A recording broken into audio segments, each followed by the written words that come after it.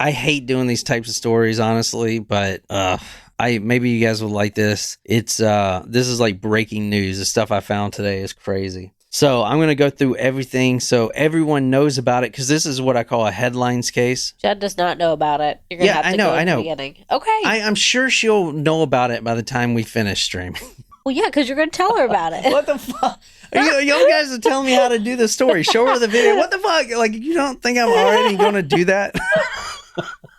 I'm just happy to be here. We're very concerned about bringing Jen up to speed on the situation.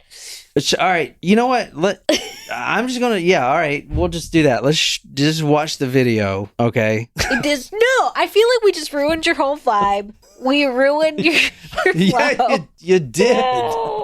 But we're going to watch the video.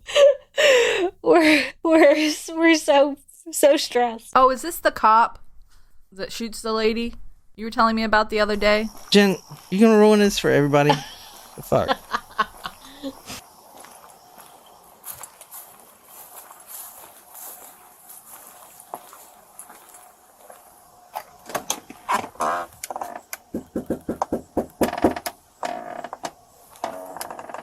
All right, can I give you like a little synopsis at least about what these cops are doing here? Yeah, sure. Okay, so a 911 call comes in. This was a month ago.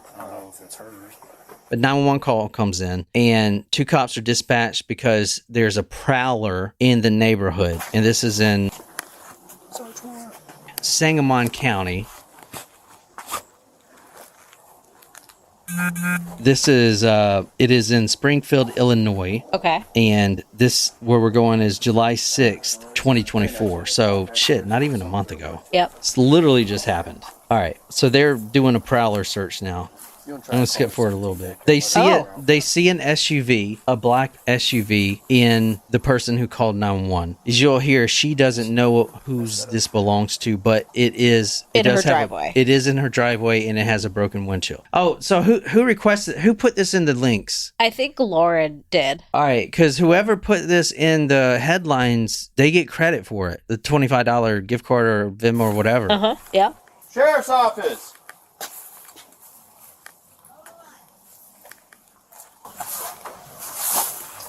God, please, God, please. Is this your car over here? Oh. Please, God. That's not your black car in the driveway?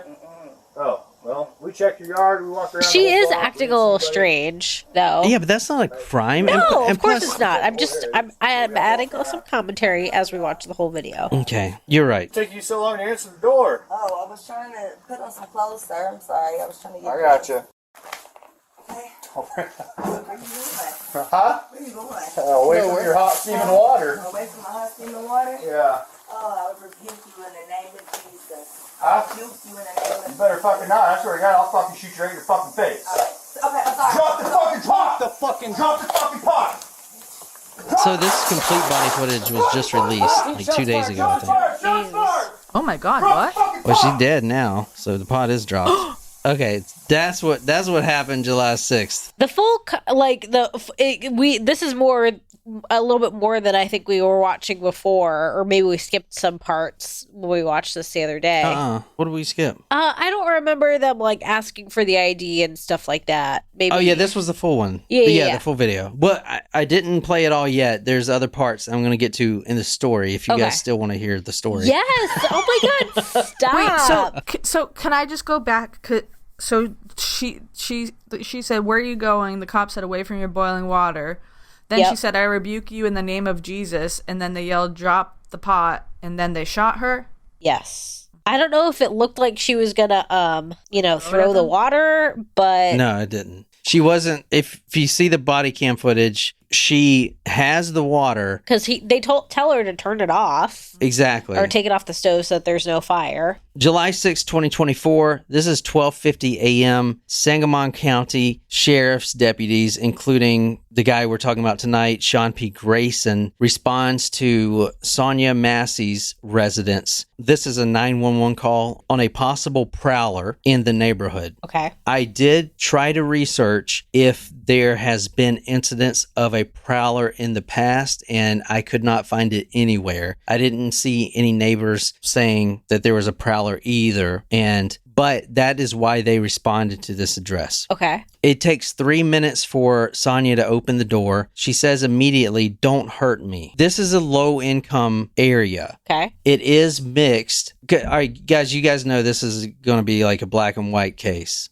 This neighborhood is mixed, black and white, Latino. However, it is low income. Okay. She immediately says, "Don't hurt me." And we see there when she says that, and then she's looking at her phone, she keeps saying, "Jesus, help me," stuff like that. There may be a mental health issue going on with her. Yeah. So we do see that immediately. Yeah, I was wondering, just like, is she on her phone the whole time? She's like scrolling while they're talking to her. Exactly. And she was scared of a prowler. Like, she didn't just call to call, you know. The SUV has a broken window. That's not hers, and it's in her driveway. I could not find any information about that either. I don't know whose that is. They did run the tag, and it seemed to come back to her if you watch the video, but I haven't seen any news that has verified whose SUV that is yet. Okay. They ask her about it. She says she doesn't know who owned it. They just dropped it off. Now, we saw the video, and after they got her name and went through some of the paperwork, the other deputy that was there, he notices a pot of boiling water on the stove, and he says, quote, "We don't need a fire while we're here," end quote. So she goes over to the pot to remove the pot from the stove of boiling water. At that time, it doesn't seem like anyone has a problem with that. She's walking over to the pot. She removes the pot. She grabs the pot, and that's when the deputies start moving away from her. But it's more as kind of a haha joke kind of thing. "Oh no, don't." I'm backing away from your hot water. Exactly. Yeah. They're backing away. They're very jovial at that point. She then asks them, you know, "Where are you going?" And that's when they say, "Well, I don't want you to throw the pot of water on me." The officer says, "Away from your hot steaming water." And then she answers that with, quote, "I rebuke you in the name of Jesus." Now, keep in mind, she's been using Jesus's name this whole time. I mean, probably like 30 or 40 times. "Help me, Jesus." Yep. When they walk into the house, the first thing she does is ask one of them to grab her Bible for her. Yeah. She sits on the couch because, as you'll see, she is exhausted. That is part of her what she's going through mentally. She sits down on the couch. She can't hardly catch her breath. She is in some state of mental health distress, yes. She says, "I rebuke you in the name of Jesus." The deputy, Sean Grayson, says, "Huh?" Like, it shocked him when he heard that. She repeats herself, quote, "I rebuke you in the name of Jesus." That's when Sean Grayson, the 30-year-old cop, pulls out his 9mm and points it at her. And he says the following, quote, "You better fucking not, or I swear to God, I'll fucking shoot you in the fucking face." He has his 9mm pointed at a downward angle, because as you'll see, he's 6'3", and she is 5'5", I think, a downward angle. And she says, "I'm sorry." And she takes the pot of water because she's holding it. She's scared. And is she like covering or trying to block her face with it? Yeah, because she's got a gun pointed in her face. I think that's like a natural reaction. Yeah. To try to cover your face. And at that point, she dips behind the counter and she says, I'm sorry. She's very, she's got a gun pointed in her face. She's trying to de-escalate the situation. I'm not trying to be biased here. That is what is on the video. Yeah. That's what everyone saw. She ducks behind the counter. She says, I'm sorry. And at that point, both of the officers yell, although Sean Grayson yells first, and the other one is just kind of in the background. He doesn't really know what's going on, but he yells, "Drop the fucking pot," Grayson says, and then he steps 2 steps towards her. And then at around 1:21 a.m., 3 gunshots are fired from the officer's gun. Now, this is weird too, because if you're an officer, you're trained to, if you shoot that weapon, if you make that decision to shoot that weapon, you have to unload that entire clip. That is what they're trained to do. Huh. That is why you see in the news where, cops shot this guy 9 times or whatever, because he unloaded his entire clip. Yeah. Does that make sense? Yeah. Why is that they have to unload the entire clip? I know you said they're trained that way, but why is that? I guess to make sure. Because if you shoot someone even 3 or 4 times, they could still be a threat. Now, military, we weren't trained to do that because when we're in Afghanistan, You have to save ammo. I don't want, all the ammo I have is on my chest. Like, I am not trying to fire off all my rounds. But cops are trained to shoot their entire clip, magazine, whatever, dude. But what if... That's a great point, Brandon. He says that one bullet usually doesn't do much. That is a 9mm. It's pretty much the smallest you can get for a handgun, for a law enforcement officer, is a 9mm. I mean, Pac was shot, like 8 times? 50 Cent was shot 9. He's still alive with a 9mm. That granny was shot. She was shot.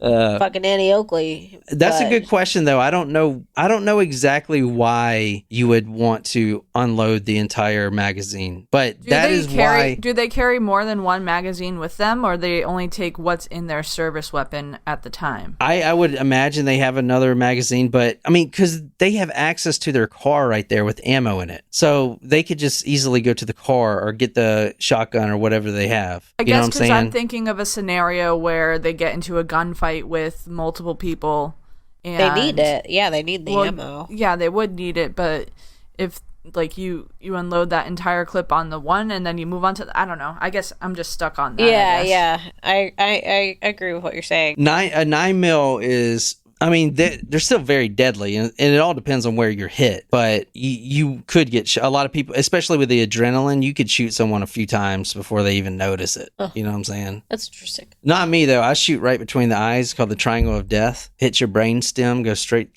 you're dead, one shot, But that's just me. Well, that's apparently this gentleman as well. So that's just me and the Trump shooter. Missed. All right. Jacob. Thanks for breaking and adding in some comedy into the situation. And this shit.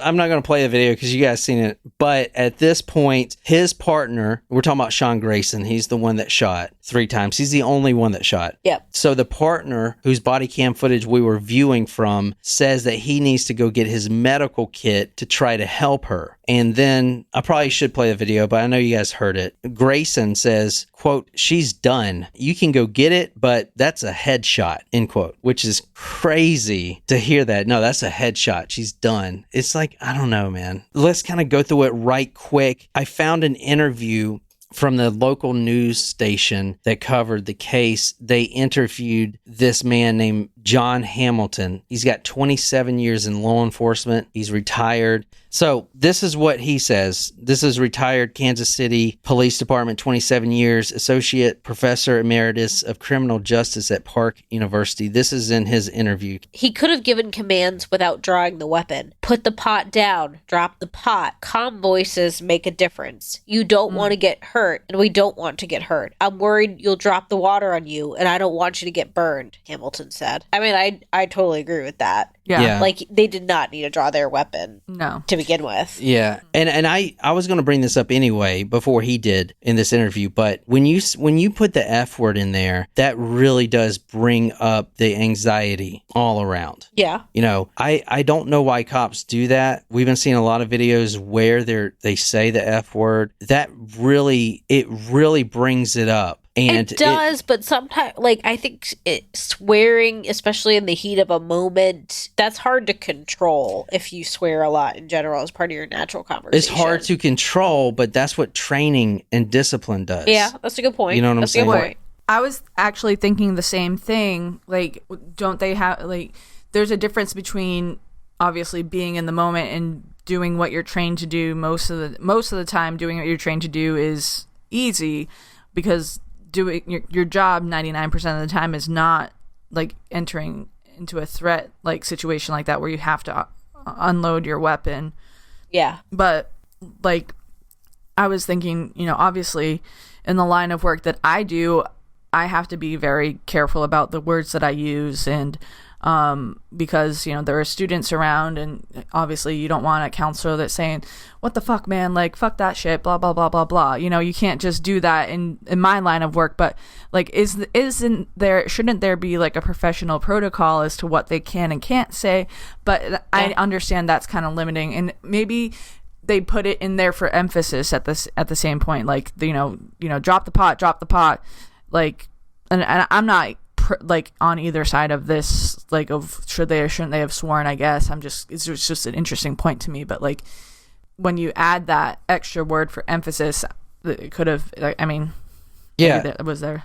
Rebuke you in the name of Jesus. Huh? Rebuke you in the name of You better fucking not. I swear to God, I'll fucking shoot you right in your fucking face. Okay, I'm sorry. Drop the fucking pot! Drop the fucking pot! Drop the fucking pot! 19 shots fired. Shots fired! Shots fired! It seems, man, that cops are very trigger happy, you know? I mean, imagine us doing that Because overseas. Like, everyone wearing a turban is just like, bam, bam, bam. Like, dude, what the fuck? It's not like she had a weapon. Yes, it was a pot of water. But if you think, like, that's heavy. If I were going to try to lift a boiling pot of water on the stove, like, it's not going to go that far. Even if I were to hurl it. They could just as easily back up. Like, it wasn't gonna harm them. Agreed. It's not like she had a knife from the butcher block in her hand. Well, he did, instead of back up, took 2 steps forward. Right. Which is another thing. You're going towards the danger. Right. And great point, Jacob. Like, could have at least pulled a taser. Why, you know what I mean? Like, Oh, yeah. why are they No shit. gun? No shit. Okay, the officers yell, drop the fucking pot. At that point, Grayson comes into what he perceives as a threat, which you don't do that. You're coming into the threat. And then just, like, not to mention that she actually does respond when they do draw the gun, right? So she replies, I'm sorry, and tries to block her for her head, you know, when and she reacts. It's not like she ignored their statement, right? So she repeated, I'll rebuke you in the name of Jesus twice. Then he says what he says, but she did react. It's not like she proceeded to do something. She stopped, she apologized, and then he still shot her. Mm-hmm. A lot of people online, including me, think that he just wanted to kill. All right, at 1:21 a.m., she is shot, and one of those bullets hit her right in the face. The autopsy report did come out. This is the cause of death. That's Sonya Massey. You see the gunshot wound entrance. Right below her eye socket. Right under, and then it exits out of her neck there. Oof. That is where he hit her at. So he shot her 3 times. 1 did hit her in the face. Yeah, but only exactly. 1. Did he miss the other 2, or did they shoot her elsewhere on the body? He missed the other 2 from what this is saying. The autopsy confirms what everyone already knows from the video, civil rights attorney Ben Crump said at the press conference on Friday. This was just a senseless, unnecessary use of force. Completely unnecessary. Certainly not justified. From CNN.com, Massey was shot beneath her eye and the bullet exited at the back of her neck under her ear.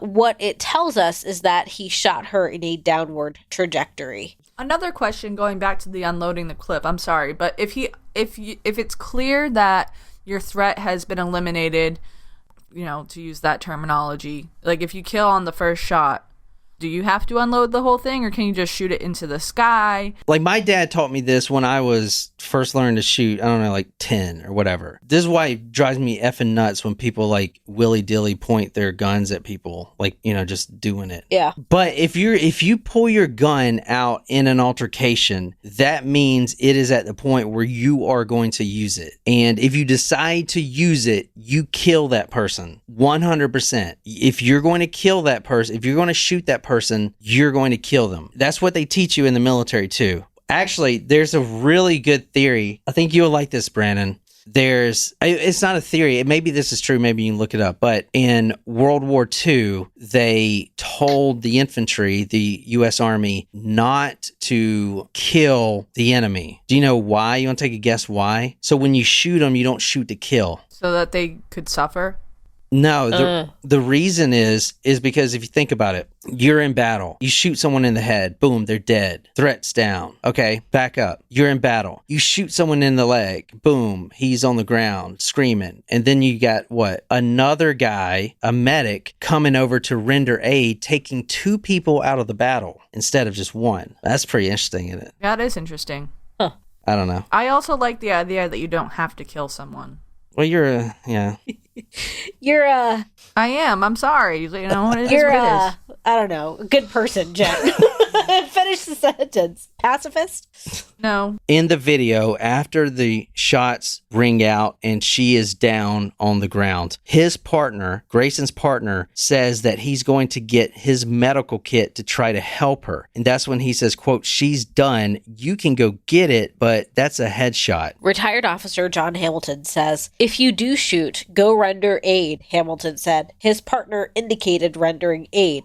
His comment was, "Oh, it's a headshot. No reason to do it." That's not how we were trained. Right there. That is insane. I don't like that. Exactly. Ugh. He told his partner, "Don't worry about rendering aid." At this point in the video, we see Grayson start to explain himself. He says, quote, "She had boiling water and came at me with boiling water." His partner... But she didn't. Explaining himself, he says, "She had boiling water and came at me." At this point, his partner grabs a towel and leans down towards Massey. Quote, "She's still gasping a little bit," he notes. She was still alive. He is trying to save her, and the shooter, the cop who shot her in the face, is saying, "No, don't do it. Don't render aid. She's dead." But, quote, "She's still gasping a little bit." From The Guardian, Grayson's partner tends to Massey and at one point says she's still gasping and wonders what's taking Grayson so long with the medical kit. When the paramedics and other officers arrive, one can be heard asking, "Where's the gun?" Wait, was that all in the video? Yeah, that's in the video. We can go back. We can watch a little less clip of it. I know we watched the part where he was like, "Nah, man, don't render it. Like, it's a headshot. Yeah, don't bother." all that's in the video. But I don't remember the end of that, so I don't know if we watched that part of it.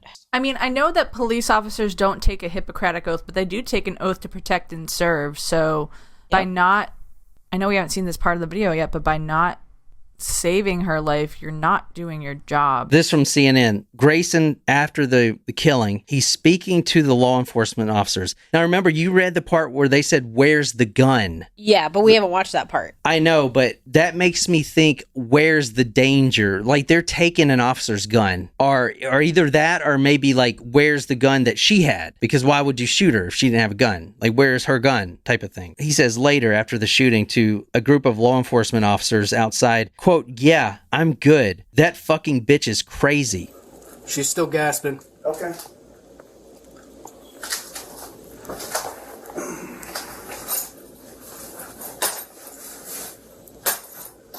That's a lot of blood. Oh my God, you can hear her. Yeah. Oh, Oh no. I didn't notice that earlier. Oh my God. It's like she's trying to talk.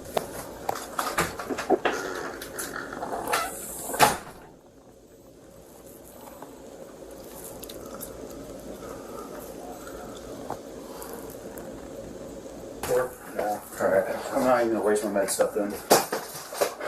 Did y'all hear that? I'm not even going to waste my med stuff then. Yeah, he says, "I'm not even going to waste my med stuff then." Right after his partner says, She's still still gasping, which means she's alive. still alive. "Oh, I'm not even going to waste my med stuff." Oh, like it's what yours am I? anyway. What, did you buy it Right. yourself, motherfucker? You could get it replenished at the station. You're not wasting it. Oh my.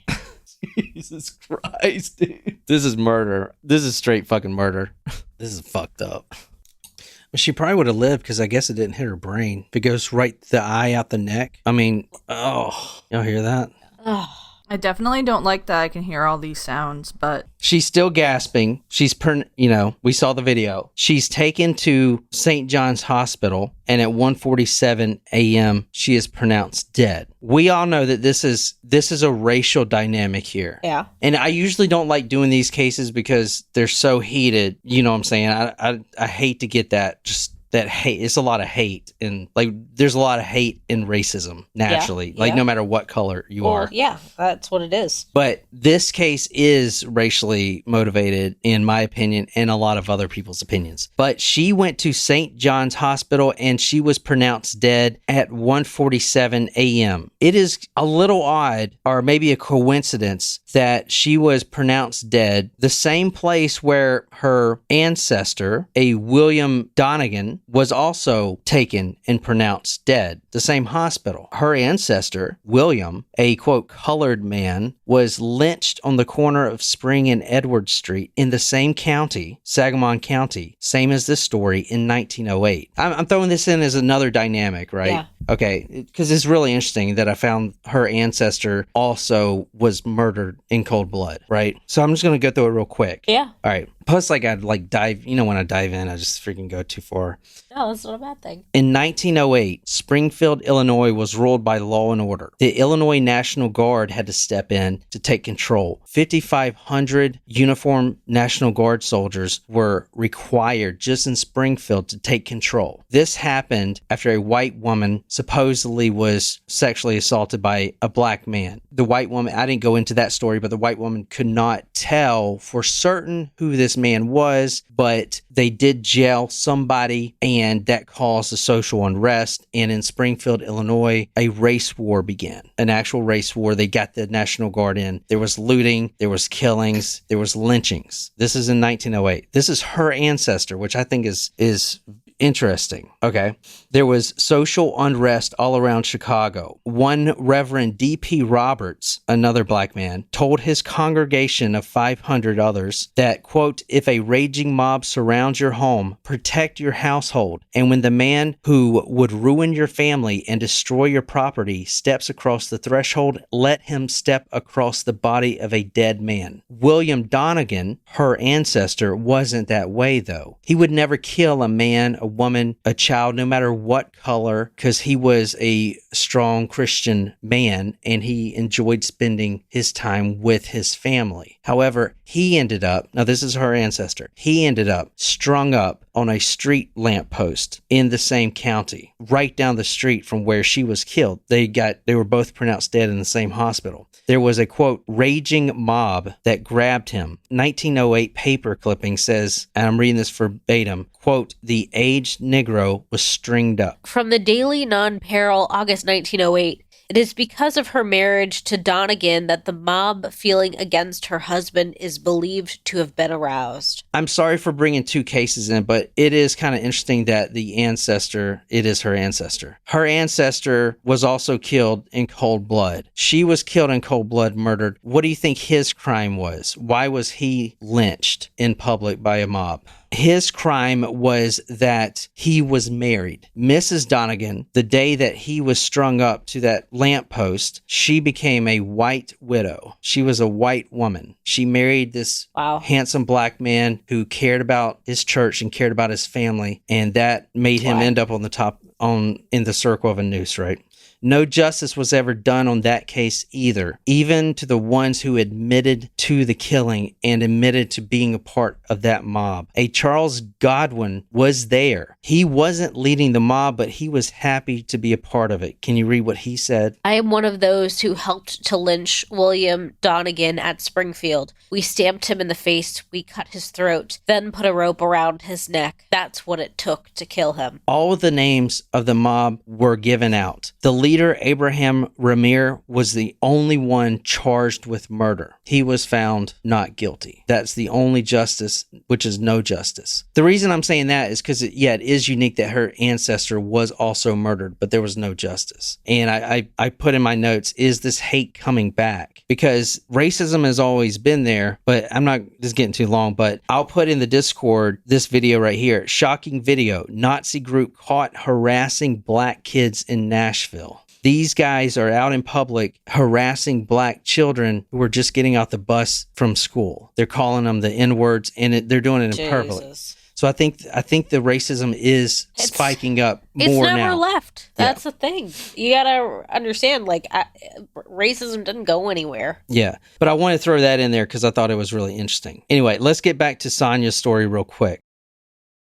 The toxicology and psychiatry reports came back for Sonya. Sonya had been taking gabapentin, which is used to treat seizures and nerve pain. She was in good physical health. She was diagnosed with schizophrenia. She had been dealing with mental health issues. She was, I'm going to call her mom from now on, because she is the mother of 2 teens who both lost their mom that night, not even a month ago. Mom was seeking treatment, and her son and daughter were staying at a father's. In fact, that same hospital where she had been pronounced dead and her ancestor was pronounced dead, the day before she was pronounced dead, she had her first appointment for combating her mental health and getting that solved. Wow. The following night, she would be killed. She was going through a mental health crisis. The cop didn't recognize that. They weren't trained to or something. That is also a problem, you know?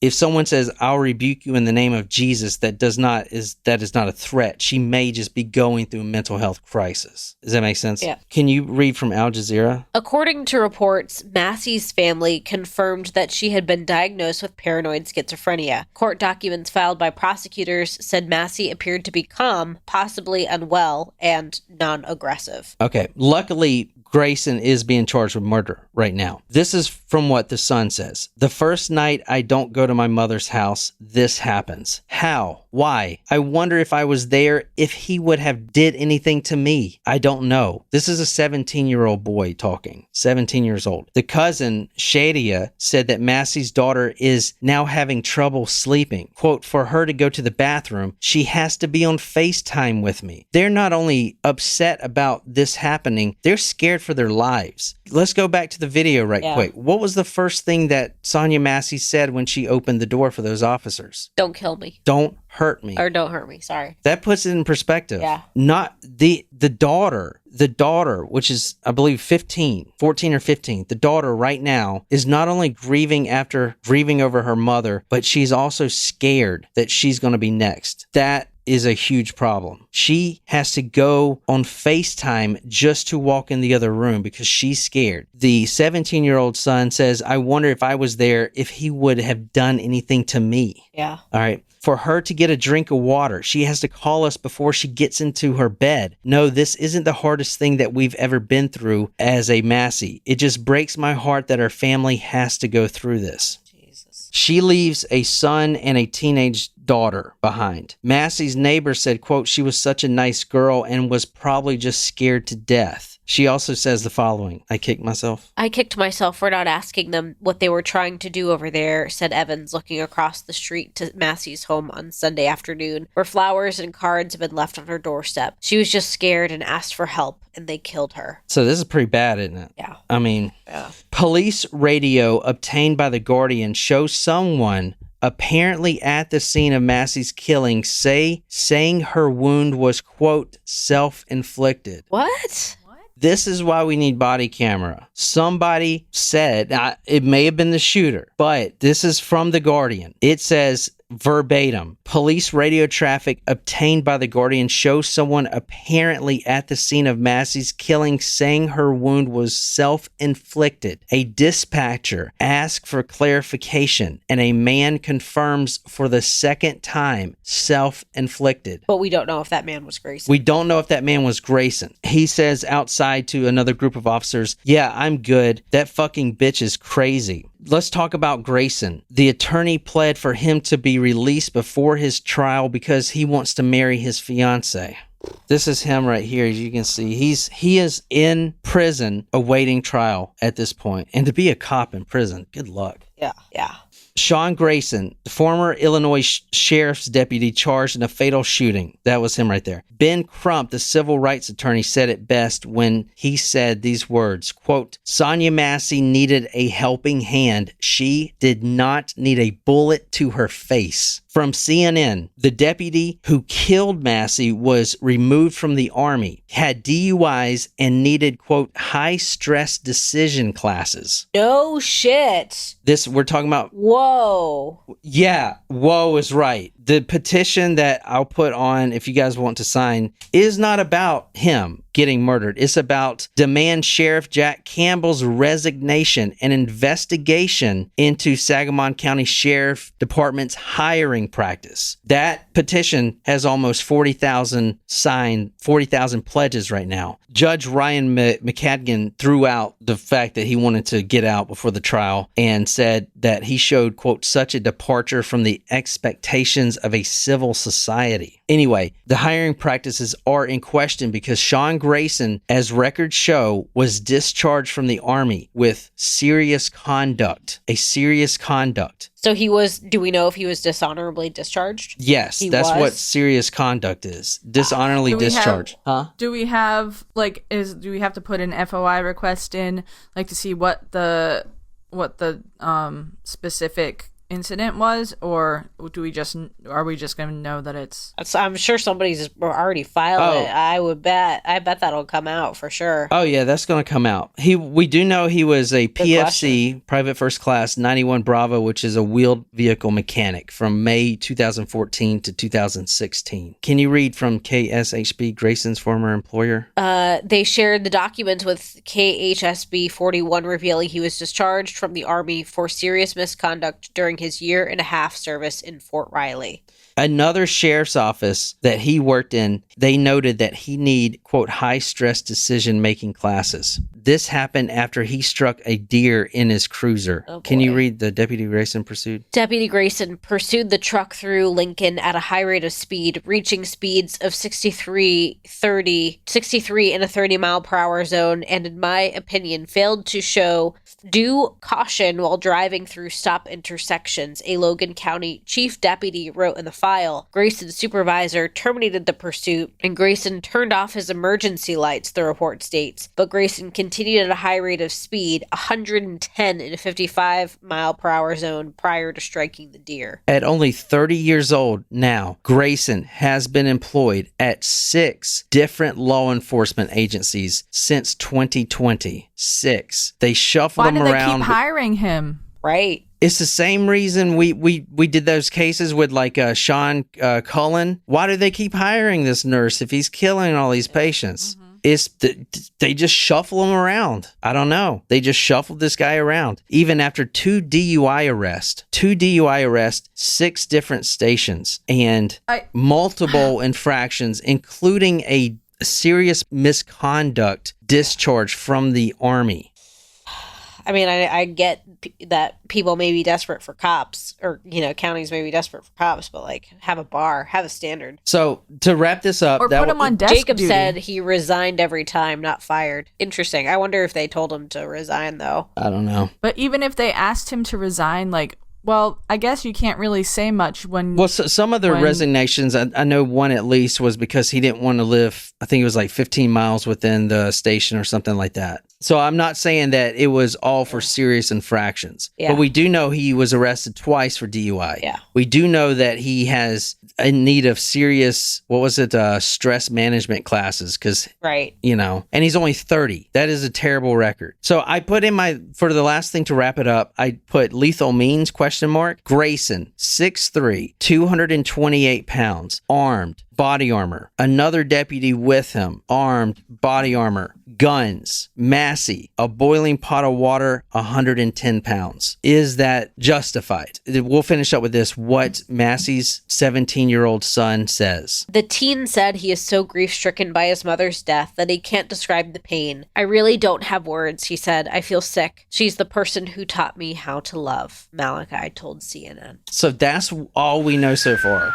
Damn.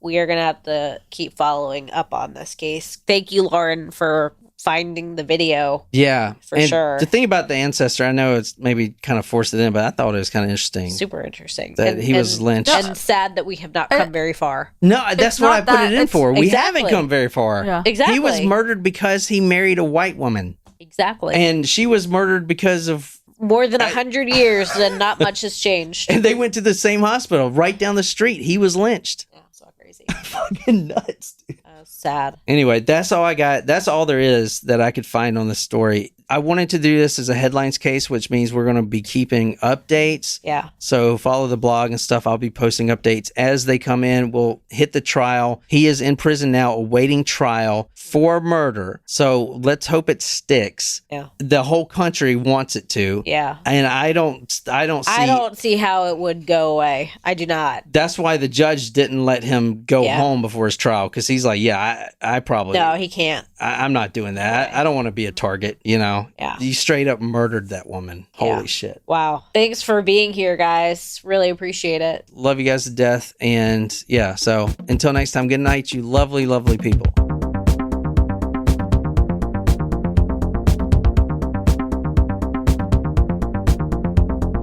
Kind of run this shit.